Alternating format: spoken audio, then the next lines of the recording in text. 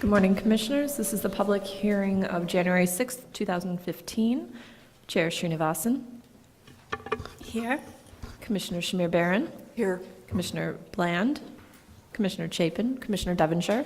Here. Commissioner Goldblum. Here. Commissioner Gustafson. Here. Commissioner Moore. Commissioner Washington. Commissioners, we're going to start with item number 1, which is an application for a certificate of appropriateness in the Borough of Brooklyn, 70 Willow Street in the Brooklyn Heights Historic District, docket number 165466, block 224, lot 16. Greek Revival style residence constructed in 1839. Application is to replace front doors and ironwork, remove sills, strip paint, alter the side and rear facades, excavate the rear yard, install a shed, pool, and paving.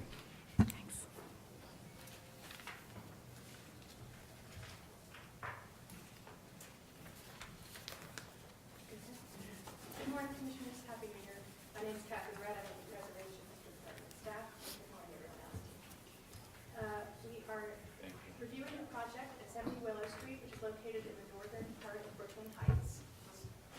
Just stand up there. Oh, I'm sorry. Against this microphone. Okay, thank you. Okay, Catherine Red, Preservation Department staff. The project is at 70 Willow Street on the west side of Willow Street, here between Pineapple and Orange, in the northern part of Brooklyn Heights Historic District. You can see the building here, its side facade is visible, and the rear facade is also visible through the back part of lot number 5 here from Columbia Heights, and it's partially visible from the south also, the back part of this side facade. In the photo you can see some original features remaining, the brick facades which have been painted from at least the 1880s in accordance with a newspaper article from Brooklyn Eagle. The brownstone entrance surround, the stoop, which is here covered in plywood for protection, front facade, basement facade, which have been previously repaired with stucco, brownstone stucco. The side facade, you see a brownstone string course. There are 3 window openings. One is blocked up behind a hose reel, and the other ones are on lateral edges with brownstone lintels. You see the roof cornice, which is original, altered with enlarged windows about 1950, and you see multi-light windows in window openings, which have been multi-light since about 1950 as well. The building also has some historic features. Pre-1902, a pair of painted wood doors and reveals with carved ornament and carved molding and an arched transom. You'll see a better picture of that later. Okay. And the highlights of the proposed work we're going to see in a second. Let's see. Here are the earliest known photos of the facades, and we're going now to sheet 12. Here we go. Okay, so highlights of the proposed work. Oops, it went farther than I thought. There we go, thank you. Is removing the painted finish from the brick, removing the historic bracketed sills from the parlor floor. You can see at this level. Replacing the historic paired wood doors, reveals, and transom with new single wood door side lights, reveals, and transom. Replacing the historic ironwork with new ironwork and new paired solid wood gates in the side yard. Installing louvered wood shutters at the first and second story window openings. Now we'll see the highlights of the side facade. Oops. Okay, we have changed the order in this presentation. Let's see. 27. There we go. Okay. Oh, it just goes farther. Okay. Removing painted brick, also painted finish from the brick, also installing rusticated brownstone stucco at the cellar story over the brick and the brownstone lintels in the string course, installing louvered wood shutters at the first, second, and third story window openings and the historic blind windows, as well as at a previously blocked up attic window. Now, the rear facade, we're going to see. Sorry, this clicker is sticky. It skips things too. Be careful. My goodness. All right. Well, we can look at this one because the sheets aren't corresponding. At the rear facade, also the proposal is to remove painted finish, install a rusticated brownstone base. Enlarging all the cellar and second story window openings in height by dropping the sills, and replacing a wood porch, deck, and stairs with a new rounded iron porch for the second-story deck, installing new louvered wood shutters at the first through third-story window and door openings. And then there is, okay, this is good, there's proposed excavation at the sub-cellar, about 4 feet to match, to add floor space in the sub-cellar, as well as dropping the existing sub-cellar floor. And then in the rear yard, excavating about 10 feet, as you see here, to create an extension of the rear yard areaway right here, and to create a sunken garden and a pool. And then going to a plan now. Here we go. Okay, and then in the rear yard, there's a proposal to construct a brick wall around the yard, around the perimeter of the yard, and extending from the rear corner of the house here down toward the south border, and then around the pool. Those are the highlights. Now I'll introduce Patrick Giacomi, who's here as a consultant, and then Dick Voorhees will speak. Can we go back to You can go Beginning backwards of a the story. clicker to number Can you one. just? I can do that. Hi, my name is Patrick W. Ciccone. I'm a preservationist and the co-author with the late Charles Lockwood of Bricks and Brownstone, which is the classic history of the New York townhouse, serving as a historic consultant on this project to lead the presentation, along with the designers Dick Voorhees and James Sheeran, along with Valerie Campbell to the right, and the owner of the house, Christina Hauser, is also present here. The presentation is divided into 3 sections. We'll try to move through it quickly. The first is just a summary of the history that we've already seen. The second is a presentation of the design in detail. And then finally, at the end, I'm going to present by Dick. Finally, at the end, I'm going to return to speak on the appropriateness of the proposed design. 70 Willow Street, shown in the center image, is a 3-story, 4-bay, 40-foot wide group revival house located on a 50 by 100-foot lot between Orange and Pineapple Street in Brooklyn Heights. Detailed block plan is included in your book. Please note that 70 Willow Street is the bolded rectangle here, and we'll move to the 1855 Paris map of Brooklyn, which is the first fire insurance map. The first map where the house appears and where the story begins. This is the house right here. 70 Willow Street was completed in 1839. The date is from Clay Lancasters on Brooklyn Heights, and built for Adrian Van Cinder, prominent member of one of Brooklyn's colonial Dutch families, and a major figure in the financial and architectural development of Brooklyn in the 1820s and 1830s. Van Cinder, according to one 19th century history of Brooklyn, was one of the first in the city to create buildings of, quote, higher architectural pretensions and beauty that gave Brooklyn a more elegant and credible appearance. Van Cinder built a wooden house with a stable in 1828, which is visible here, and a decade later built the brick 70 Willow Street here, which is shown as 58 Willow Street in the map. That's 1839. No information survives about the architect or the master builder who designed or constructed the house. However, given the large site and lack of neighbors, along with Van Cinderen's wealth and social prominence, it's safe to assume that the house was not a speculatively built speculatively built house, but a unique one-off design. But must be emphasized that the unique design of the era was nevertheless composed of classical elements whose forms were copied nearly directly from pattern books or composed of stock architectural elements from Manhattan suppliers, including ironwork and mantles. We'll come back to this in the design section. And also, please note that there's no wooden porch visible at the rear of the house, as there is here on the frame house. This condition is also, let's see, clicker. There's also no wooden porch shown in the 1898 Hyde Atlas, and you can see that the yellow indicates rear wooden T-porches on the rest of the house. So this shows that there was no porch on the rear of the house throughout the 19th century. The first indication of a porch on the rear of the house is in the 1904 Sanborn, indicated by this dotted line as a one-story structure. It takes various forms through the 20th century, including a two-story, a 2-bay wide two-story section here, and it's currently, the current porch is a one-story porch that was an in-kind replacement of the deteriorated wooden porch, which dates from the last several years. And also note on the last Sanborn that this stair tower was present from 1929 and later demolished in 1994 circa 1994.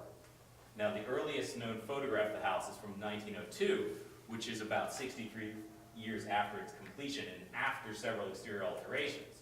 You'll note that the Greek Revival doors have been replaced with arched Italian doors, more clearly visible on the 1922 photograph at right here. The original stoop railings, newel ironwork, and fence have also been replaced, though the original brownstone stoop pedestals were retained here. Also note the bracketed window shelves on the parlor floor and the 1/1 windows with rectilinear tracer. It's hard to see up there, but you can see it more clearly in the book. The house was purchased in 1886 and owned by the same owner for the next 60 years. I think that many of these changes occurred in that around then, but it's not quite clear of the date. But what should be noted, and we'll return to, is that this was sort of a piecemeal adaptation, not a wholesale rethinking of the house. The house retains its exterior appearance through much of the 20th century, shown on the left in the famous Bernice Abbott photograph, and then on right in 1954, 1 year after noted Broadway set designer Oliver Smith purchased the house. You'll note that the windows at the top have been lengthened in the entablature, and the divided light windows have replaced the 1/1s. The house appears largely the same in 65 and 78. And now we come to the present day view of the house, which we've seen. To the left, the 3-story row of Italian brownstones. To the right is the 11-story Jehovah's Witness tower. The current yellow finish dates from around 1995, when the LPC issued a permit to repaint the house. The owner at the time stripped the majority of the existing finish, leaving only a single layer of contemporary paint on most of the elevations of the house. And as Catherine mentioned, the house is also visible from Pineapple Street, though barely. You can see the side elevation, and even more obscurely from Columbia Heights, which is the west elevation or rear of the house here. With that, I'll turn it over to Dick to present the proposed design, and then I'm going to speak briefly at the end about the appropriateness.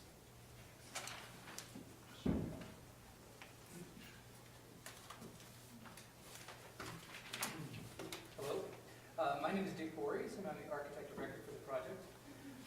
The additional members of the design team are my partner James Sharon, Robert Silman Associates, structural engineers, GZA, geoenvironmental, geotechnical engineers, and Quincy Hammond, landscape architect. I will now present the architectural scope of our project. Our design intent is to restore the existing Greek Revival details of the exterior, replace stylistically inconsistent later changes with period-appropriate Greek Revival elements, and a classically inspired rear porch unifying the 3 visible contiguous elevations. The next series of images you will be shown side-by-side existing and proposed designs for the east, south, and west elevations, photographic design inspirations, photos of the existing conditions, our designs for the restored and new elements, and concluding with a rendering of the proposed elevation, which will also be shown on boards at the end of the presentation. Here you'll see the existing proposed east or front elevation of the house facing Willow Street. We intend to restore the following elements. The original wooden entablature, the face brick by removing the late 20th century paint, the mostly intact brownstone door surround here through refining existing profiles, molding profiles, the rusticated stone base, and lastly, hinged wooden shutters with rabbeted edges and operable louvers will be reintroduced here and on the remaining 2 elevations of the house. We propose a removal of the following later additions. The Italianate French doors, and transom here. They're not arch doors, actually. There's a round transom above them. Replaced by single panel front door, sidelights, and transom here. The late 19th century ironwork, shown here. And the first 4 window ledges, seen here. Here we're looking at a high-resolution photograph from 1922, which shows original Greek Revival elements that have been subsequently altered but remain fairly intact. Through our research, we found that these elements correspond almost verbatim to designs found in the 1833 Menard de Beaver pattern book, The Modern Builder's Guide. In this series of images, you'll see the existing condition of the entablature on the left, the detail from the 1922 photograph here, and then our design proposal for the entablature restoration at the right here. These images show the existing condition of the entablature. Paint analysis reveals that the first paint layer found in the wood is a dark reddish-brown, quote, sanded paint considered the original finish by the paint conservator, Jablonski. It was a common practice in the mid-19th century to finish wood elements to emulate stone, thus the sand added to the paint. Note the Dykes molding number 204 here, and the handrail here, added somewhere in the 1990s, we assume, clearly unsuccessful DIY restoration of the entablature. And here you see the photo of the existing entry door and ironwork on the left and our proposed design on the right. The preponderance of existing Greek Revival elements and proportions on the facade of the house, and the house as a whole actually, warrants the removal of the three physically intact yet, in our opinion, unsympathetic later additions, seen here. Meaning we'll remove the late 19th century ironwork and Italian doors and window ledges and replace them with appropriate Greek Revival ironwork, entry door assembly, and simple Greek Revival brownstone window sills. Please note that the owner will salvage and make these elements available for donation. They will not be destroyed. Here you see the refined door surround. Here, we've worked on those moldings. And the sidelight, single panel entry door, sidelights and transom, the cast iron torchère newels here. Tapered door pedestals here, which are remaining and intact. And the Anthemian crested fence with the Greek key skirting here. These are the existing proposed front door sections. We can review these later if you'd like, but they're in your booklet for your to review. And these photos show our front door sidelight transom inspirations. They are Greek Revival details found in existing New York City landmark buildings from the first half of the 19th century. They reflect the era's strict adherence to the pattern books of their time. And here, on the right is our proposed ironwork at the front stoop, which is inspired by the torchère newels found here at 416 West 20th Street, or Cushman Row, shown here on the left, circa 1839, the same year the Van Sinderen House was built. We've engaged Allen Architectural Metals to cast and reproduce these for us. We feel comfortable proposing this torchère design for our Doric stoop pedestals due to the prevalence of this type of decorative metals that once existed here in New York City. Here you'll see this element here, and again here is the exact same piece, which shows that obviously the catalogs we used for this metal selection. These are the early 20th century photos of surviving Greek Revival ironwork and townhouses. Sadly, most of which is lost except here, the upper right, in the Cushman Row townhouse. Our proposed fence design employs a common theme found in many Greek Revival townhouses. For example, you'll find a 1934 half drawing on the left at 8 Washington Square North, and our fence proposal here on the right, which is a reproduction of the existing ironwork again found on Cushman Row. These are the existing condition photos of the front areaway. On the left, you see the detail of the first floor Italianate window ledges. These were added in the late 19th century and are not an original Greek Revival feature. The existing Greek Revival door and sidelights here, which we've restored, and the existing window grills here on the right, which are to remain as well.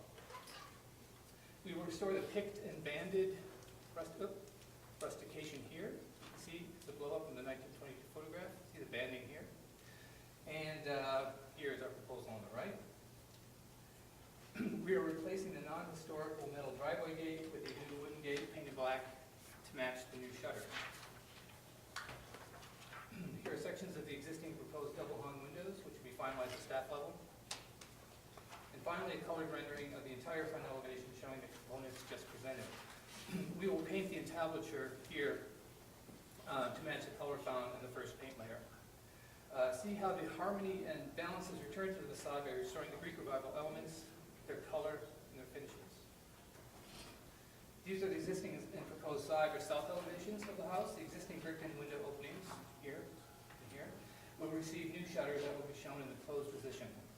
Note that we will be removing the later brick boiler chimney here. In addition, we don't know, maybe the turn of the century. Further allowing the brick gable end to return to its original beauty and symmetry as you see here. Sorry. Here are the photos showing the existing conditions of the side of the house, here on the right. And you'll see the boiler chimney added later here. And actually, there are only 2 windows here at the bottom that we propose to cover up. reached the, and here is the rendering of the proposed design on the south elevation. And finally, we reached the rear or west elevation of the house.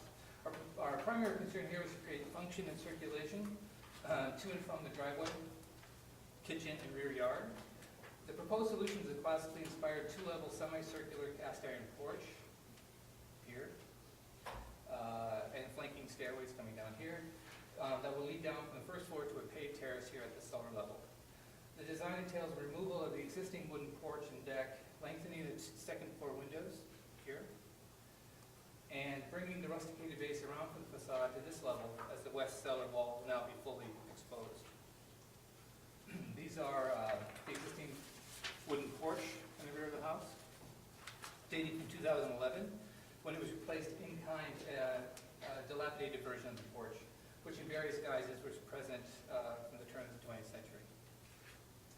We will replace the tar paper sheeting at the attic story here with horizontal matchwood boards painted black, and the existing leaking skylight here on the right will be replaced by a slightly larger round skylight with a lower profile.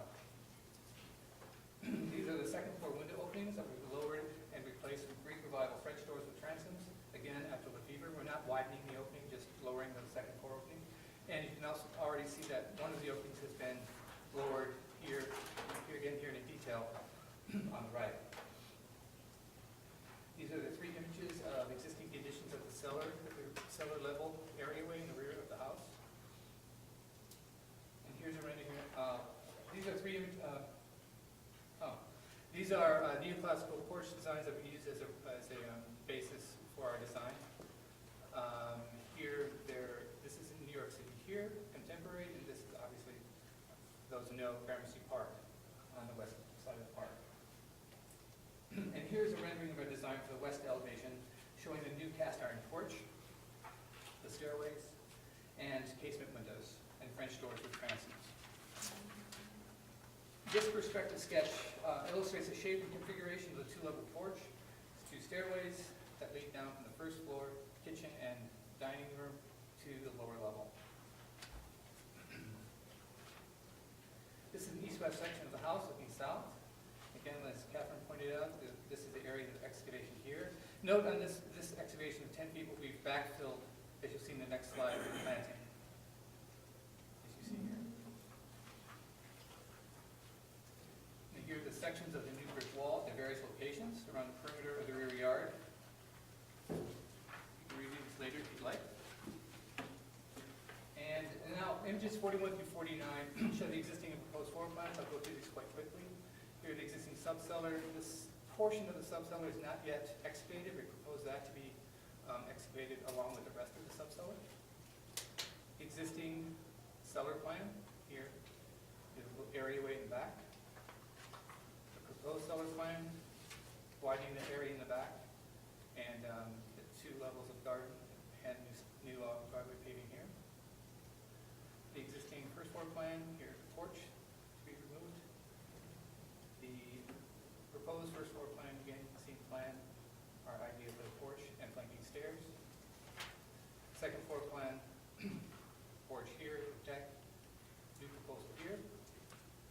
Third floor, attic, and roof plan.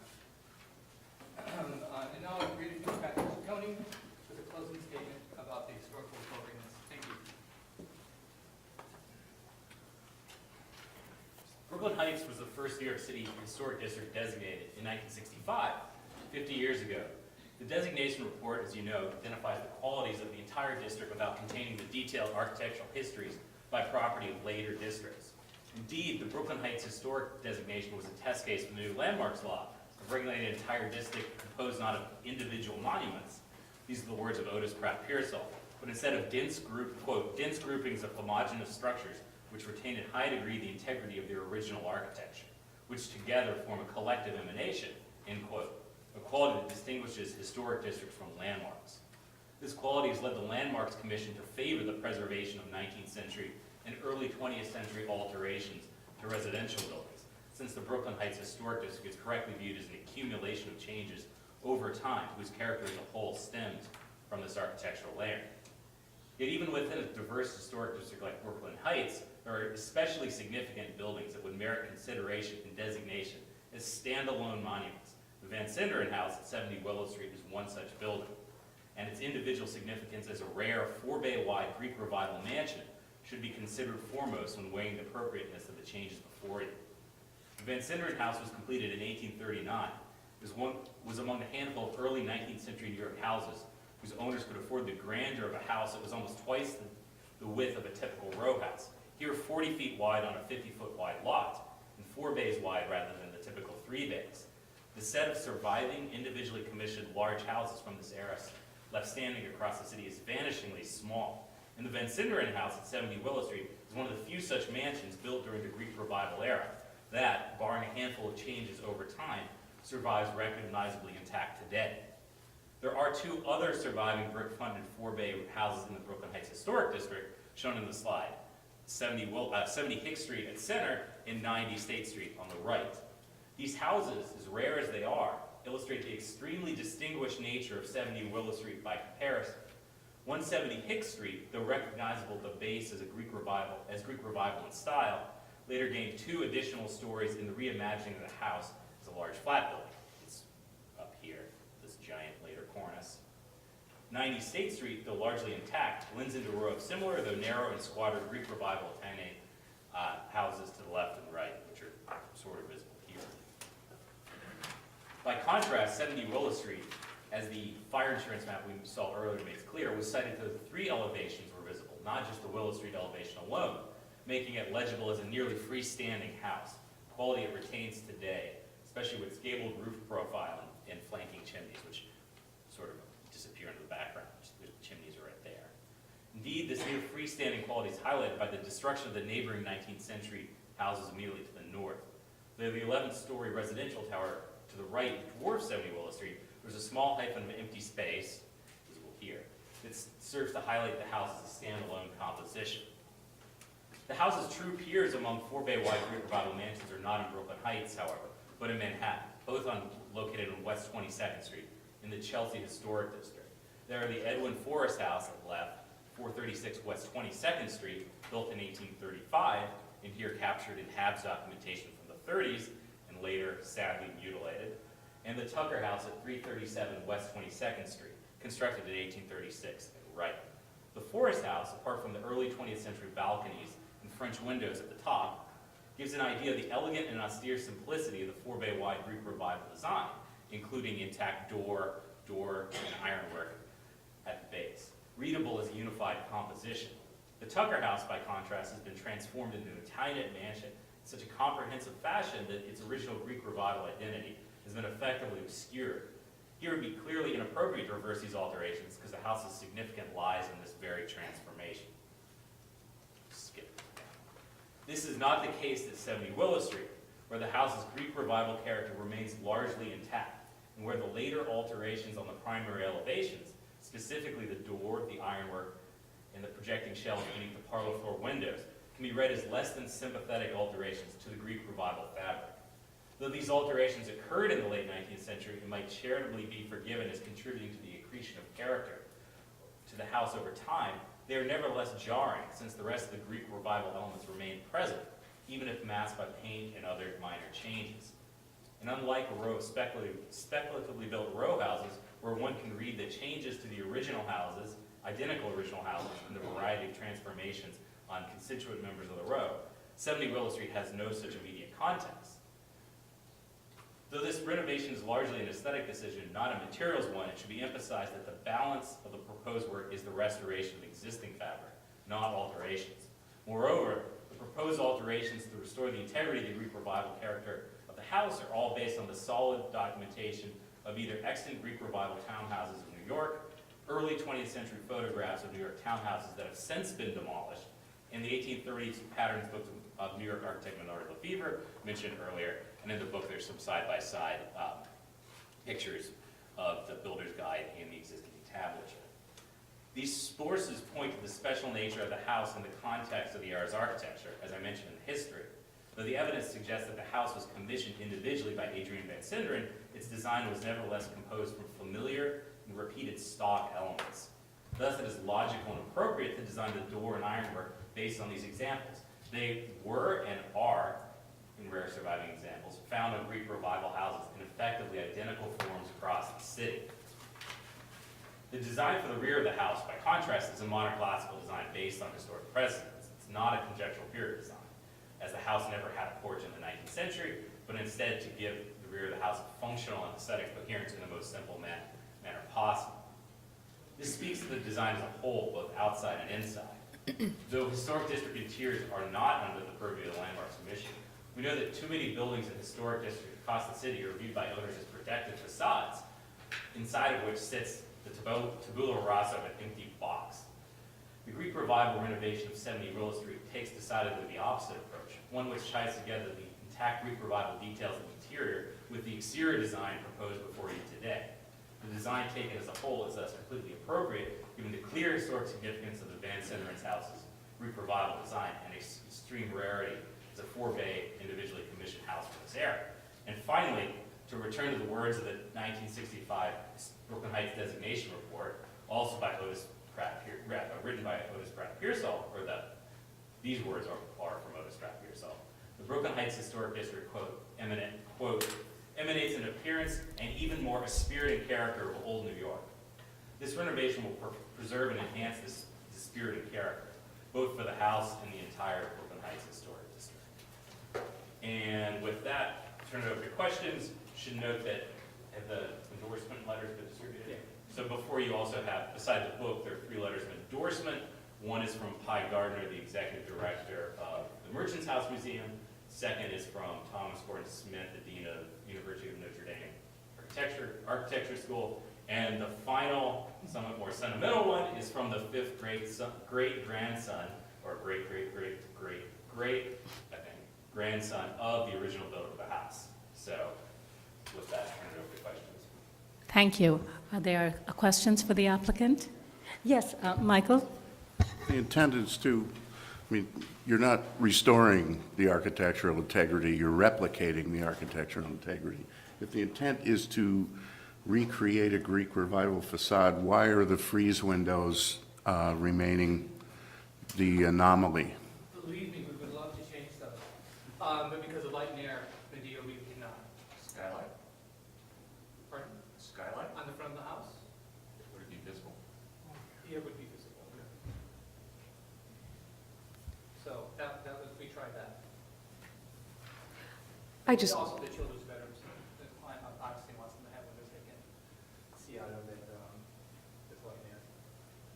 All right, other questions, Roberta? Well, in terms of the door and the front of the building, are you saying that you understand that it's not, it wasn't original, and so therefore you think that you're changing it to something better than what is there now? Is that your? Yes, more or less, but we're basing it on extant examples. There's no conjecture here what a Greek Revival door 83 would look like. We're basing it on extant examples. Actually, the exact same door occurs around the street on Cranberry Street. That was a choice that we made, so there was no conjecture. We wanted to replicate things that we knew existed in 1839 in New York City. Okay, but now we just talked about the windows at the top, Which Billy Golden outlet is. Right, but I'm saying, I guess what I'm trying to say is I think that the doors and the front of the building, the entrance, the metalwork that's there, it could be argued is more appropriate, even though it's not the original, but it's more appropriate because it does have some time having been there. And that we can't really prove that the other door is, I don't know how you can prove that it's a better door in terms of aesthetics or in terms of history than this door. Therein lies the rub. But the thing, we actually stepped back from this house thinking we'd originally saved those parts. You step back and realize this is a freestanding object.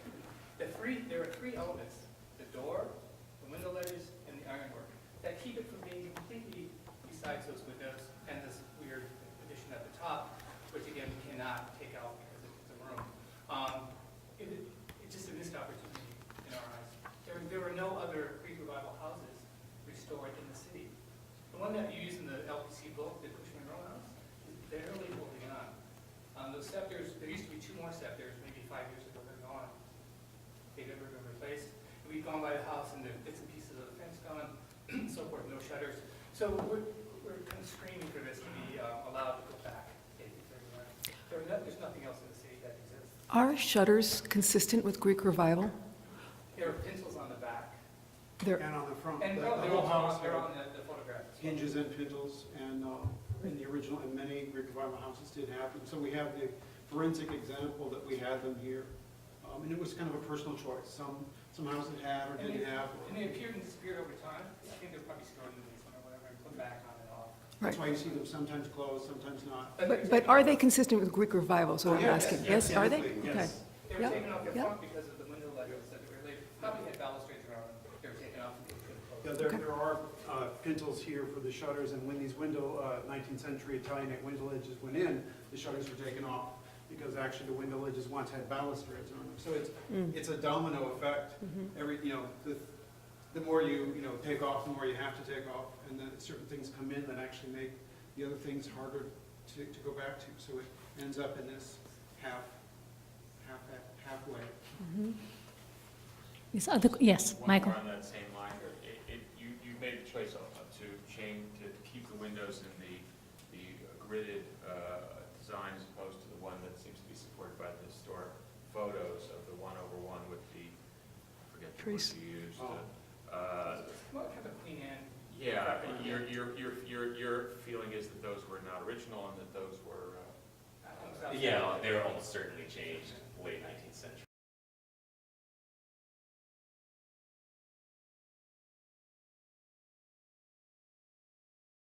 I mean, this is again, we're not to reiterate the same point over and over, is that respect the idea that for many, if not the majority of cases within the historic district, that the accretion of changes over time is something to be preserved.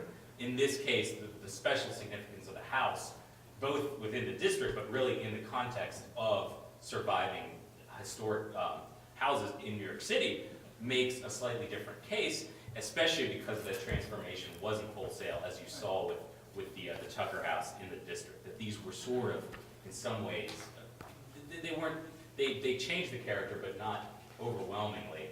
And in some cases, they did not change the cornice as many other houses do, or even the window surrounds and stuff like that. We're glad that the Putnams are kind of lazy, actually. They didn't do the whole house. So. Okay, thank you. And yes, Roberta. Just about the rear. Sure. So the porch on, if you just explain like how, maybe the elevation. So it's a new porch. Yeah. So this particular porch, the details and the materials were chosen because what? This is a Greek Revival porch somewhere. This is our interpretation of a Greek Revival porch. It fits the function. We came up with this shape actually because here there's a gate that connects with the driveway. The other porch blocked all those windows, very dark, lots of mosquitoes. It was very kind of dark and dingy in there. So we brought it in from the sides to bring the structure of the porch away from the side lots, which is always encouraged, and also open up these windows here into the first floor. And then it's amalgamation of bits and parts. Again, we're working with Allen Architectural Metals right now with various pieces to meet code and also to be Greek Revival. And it's dropped, so This is existing, this part here is dropped now, and we're extending that drop part here about 10 feet. In other words, this Provide- area provide here terrace It's and already all. at that level? pushing out of it. It's already existing, we're just pushing it out. And then there's a lawn here, the terrace here, and then the driveway. So it's a drop. So what's at the back of your yard? Well, the rest of the garden has been lowered at various levels. But Yeah, right adjacent to the house, the level was already there, we've just This pushed it level out. existed, we extended it to here, 5 steps up to a lawn with plantings. The pool area here, small pool, stepping up to the driveway on the side. It's various levels. But what is the existing grade on, where's that? Right there. No, I mean, the regular yard. It was in 3 or 4 different levels, it was about here. the Okay. existing grade of the lawn. So you said in the earlier picture that this is going to be excavated by 10 feet, but it's not actually being excavated, is it? It's being excavated and built back up to provide planting. Topsoil. Oh. you know. We're taking it down to build it back up, to give it a base. Let's give it- I see, but that's all earth, and it's not, there's no space under, No, no, It's a, no, the Okay. back and forth shows it clearly, so. Yes, there's no space under there, it's all backfilled I see, with soil. okay. Yes, Michael? I'm not going to let you off on the roof. I can't recall any 19th century membrane roofs. What's the deal? Budget?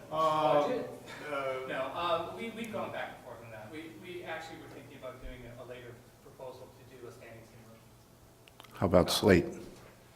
We don't, Or possibly. one of the maps says, the brochure shows it's either slate or copper. It could be either. I think I'd rather go with copper because of the slope is very low.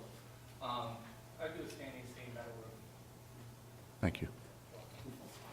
David told you guys had to see. You get the focus and you step back and go, oh, the roof. So it'll be dark. All right, any other questions for now?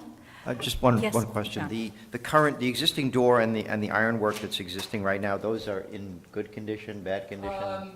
Some of the railing is rotted as it meets the house and portions of the fence here.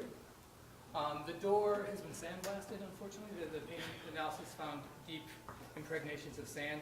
The carving, is fairly three-dimensional, so it survived, but it was really kind of worn down. And you said about that the building was originally painted in the in the late 1800s? So it was the paint analysis shows a thick accumulation of dirt Before the first coat, indicating that it was unpainted. And this is the typical exterior finish of a Greek Revival house, which we haven't shown the detail, but it is very planar with very tight mortar lines. In all likelihood, the original house was unpainted. The first layer of the paint is from probably the 1880s, when there's a Brooklyn Eagle article calling it a white brick house. The first coat in the paint analysis was a lime wash. So we think that that's when it was painted white. And then at some point, though it's hard to tell color from black and white photographs, that the yellow is from the early 20th century. Is it press brick with pencil joints? Yes. So in the end, it will be, there won't be paint. Right, A beautiful, classic, Greek Revival, ready orange brick house with the tight lines.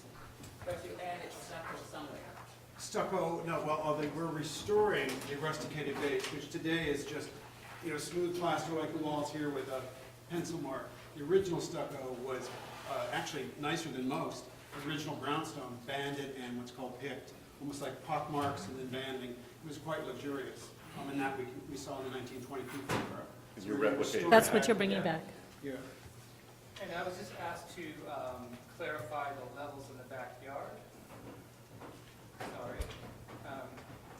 Here, the excavation, the existing backyard here, the new backyard is actually lower, it's about 3.5 feet lower, average of 3.5 feet lower than the existing to the west, Columbia Heights. There are two properties back there. Actually, 111 Columbia Street is excavating as well, and they're actually matching our height. They'll be the same height on both sides of that wall at 111 Columbia. So half the property will be equal, and then the north half of the property will be. Can you just show us that in plan? Because I know your plan shows various levels. And Commissioners, that's actually coming Right forward here. to public hearing Yeah, soon. could It you just- hasn't been approved yet. This is the. That's coming forward to public hearing soon, probably next month. Sorry. The reference that you're making to an adjacent house Yeah. hasn't come to you yet. It hasn't It's- come to you yet. So that's this property Okay, but- here. That property for this amount of space will be exactly equal. From here over, portion of 111, and the next property to the north. This is about 3 feet lower than this grade. So what is the elevation of the largest part of the rear yard versus the edge part? We don't have it. Here we do. No, I mean like even minus 5 feet, 3 Here we feet go. versus 2 feet. AA is to the north, to the Jehovah's Witness building. DB is here, that's the biggest difference here. CC, we're showing the existing and then the proposed down here, with this portion here. DD is this, again, this amount, and then EE is slightly lower. So the lowest is 4 feet 6, is that right? Yeah.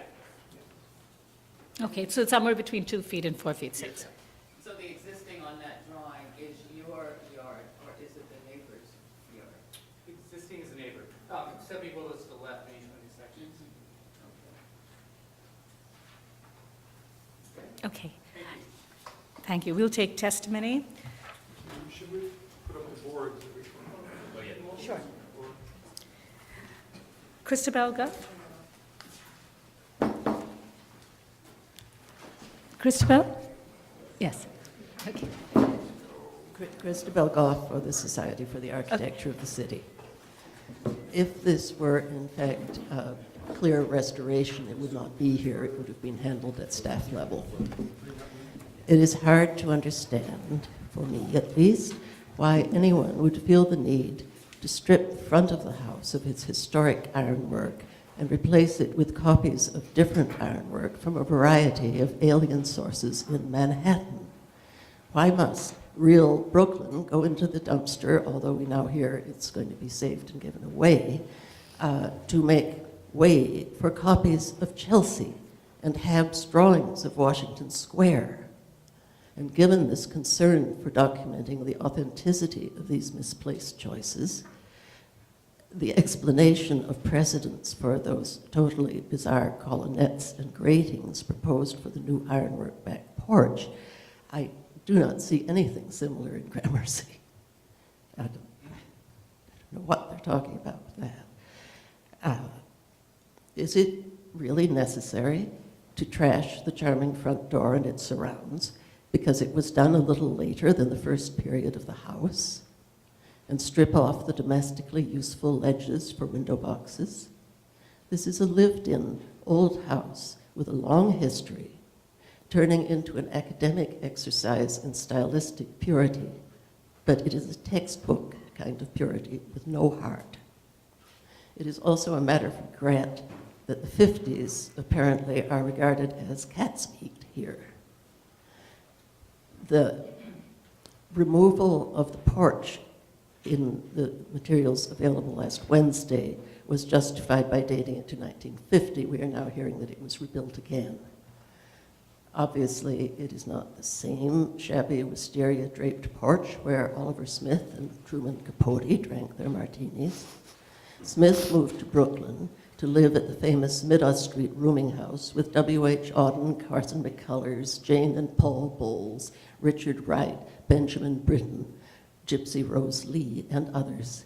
Then he moved around the corner to this house where he spent his life restoring, while designing Broadway sets for West Side Story and My Fair Lady, and ballet sets for Agnes DeMille and Leonid Massin.